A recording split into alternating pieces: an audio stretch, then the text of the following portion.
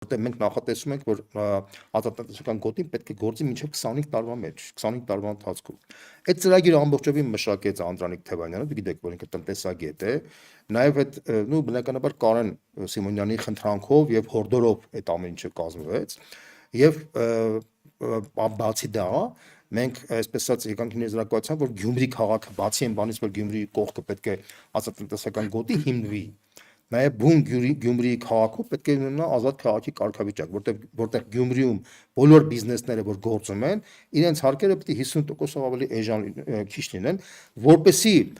դրսից էլ մարդիկ շահագրգռված լինեն գան Գյումրիում զարգանան, բայց պայման կա Գյումրիում գրանցել գործել Երևանում չի լինելու։ Ինքը ֆիրման պետք է լինի Գյումրիում գրանցվի եւ Գյումրիում էլ գործի։ Համասային չէ, ընդհանրապես ինքը չի կարող ասենք այլ տեղերում գործի։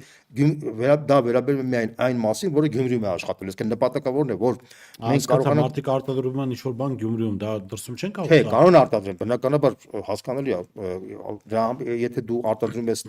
ուզում ես արտանես, ընդհանրապես ազատատեսական գոտու այդ մասում կարող ես դնես քո ընկերությունը եւ ընդհանրապես ազատես մի